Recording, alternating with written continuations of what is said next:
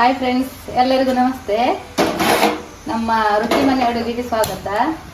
ಇವತ್ತು ನಾನು ಹೆಸರು ಮೊಳಕೆ ಬಸಿದ ಪಲ್ಯವನ್ನು ಮಾಡಿ ತೋರಿಸ್ತೇನೆ ನಿಮಗೆ. ಗ್ಯಾಸ್ ಆನ್ ಮಾಡಿ ಮೊದಲಿಗೆ ಬಾಣಲೆ ಇಟ್ಟು ಒಂದು ಸ್ಪೂನ್ ಪ್ಯೂರ್ ತೆಂಗಿನ ಎಣ್ಣೆ, ಇದು ನಮ್ಮದು ಮನೆಯಲ್ಲಿ ಮಾಡಿದ್ದು ತೆಂಗಿನ ಎಣ್ಣೆ ಹಾಕಿ ಅದು ಬಿಸಿ ಆದ ನಂತರ ಒಗ್ಗರಣೆಗೆ ಸಾಸಿವೆ,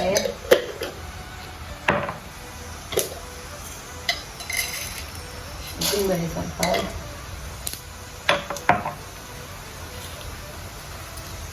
ಸ್ವಲ್ಪ ಬೇವು,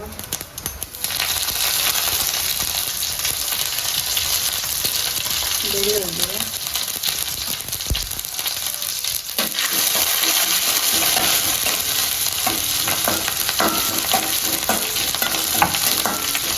ಆಮೇಲೆ ಎರಡು ಈರುಳ್ಳಿ ಕಟ್ ಮಾಡಿ ಇಟ್ಕೊಂಡಿದ್ದೆ.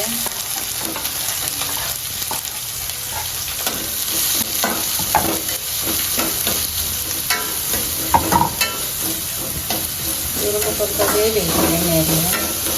ಈರುಳ್ಳಿ ಎಲ್ಲ ಸ್ವಲ್ಪ ಹಸಿ ಸ್ಮೆಲ್ಲೆಲ್ಲ ಹೋಗಿ ಸ್ವಲ್ಪ ಕಂದು ಬಣ್ಣ ಆಗಿದೆ. ಈಗ ಒಂದು ಟೊಮೆಟೊ ಕೊಯ್ದುಕೊಂಡಿದ್ದೇನೆ, ಅದನ್ನು ಹಾಕ್ತೇನೆ. ಈಗ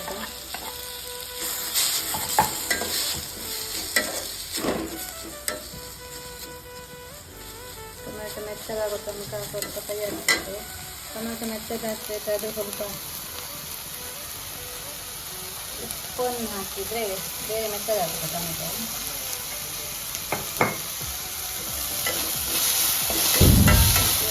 ಮೆತ್ತಗಾಗಿದೆ.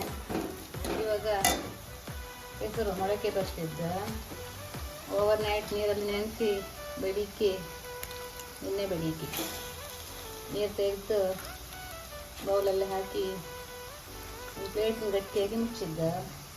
ಇವತ್ತೊಳಗೆ ನೋಡುವಾಗ ಒಳ್ಳೆ ದೊಡ್ಡ ಮೊಳಕೆ ಬಂದಿದೆ. ಸ್ವಲ್ಪ ಇದೆಲ್ಲ ತುಂಬ ಒಳ್ಳೆಯದು.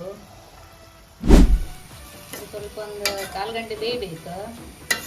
ಇದಕ್ಕೆ ಒಂದು ಗ್ಲಾಸ್ ನೀರು ಹಾಕಿ ಮುಚ್ಚಿ ಇಟ್ಬಿಡುವ. ಆನಂತರ ನೋಡುವ.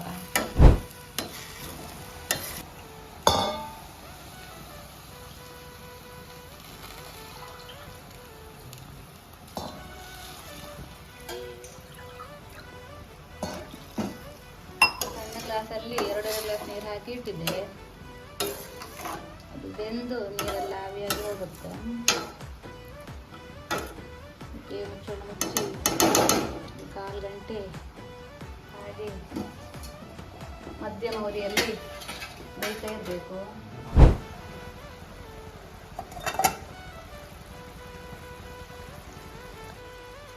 ನೋಡಿ ಫ್ರೆಂಡ್ಸ್, ಈಗ ಇದು ಬೆಂದಿದೆ. ನೀರೆಲ್ಲ ಹೀರ್ಕೊಂಡು ಎಲ್ಲ ಚೆನ್ನಾಗಿ ಬೆಂದಿದೆ. ಇದಕ್ಕೆ ಸ್ವಲ್ಪ ಅರಿಶಿಣ ಹಾಕಿ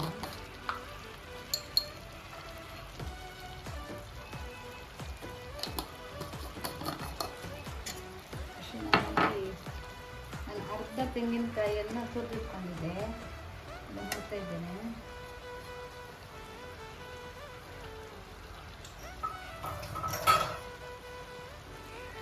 ಆನಂತರ ಸ್ವಲ್ಪ ಖಾರ ಪುಡಿ, ನಾವು ಮನೆಯಲ್ಲೇ ಮಾಡಿದ್ದ.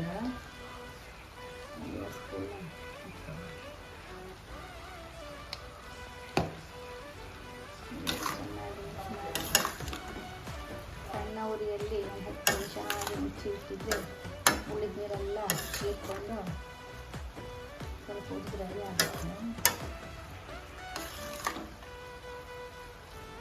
ಈ ಟೈಮಲ್ಲಿ ಉಪ್ಪು ನೋಡಿಕೊಂಡು ಉಪ್ಪು ಕಮ್ಮಿ ಆಗಿ ಸ್ವಲ್ಪ ಹಾಕೋಬೋದು.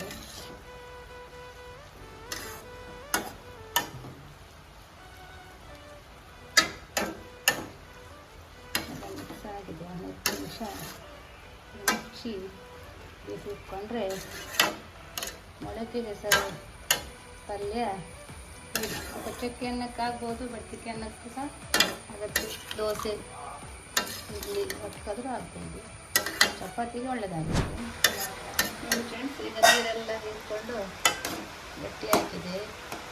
ಇಷ್ಟಿರಬೇಕಿದು. ದೋಸೆಗೆ ಚಪಾತಿಗೆ ಚೆನ್ನಾಗಿರುತ್ತೆ. ಬೇಯಿಸಿದ್ರೆ ಸಾಕು, ಇಷ್ಟು ಇರಬೇಕು. ಈಗ ನಮ್ಮದು ಹೆಸರು ಮೊಳಕೆ ಬರ್ತಿದೆ ಪಲ್ಯ ರೆಡಿ. ಗ್ಯಾಸ್ ಆಫ್ ಮಾಡಿಕೊಂಡು ಸ್ವಲ್ಪ ಮುಚ್ಚಿ ಚೆನ್ನಾಗಿ ಹಾಕಿದ್ರೆ ಅದು ಸಿಗ್ತದೆ.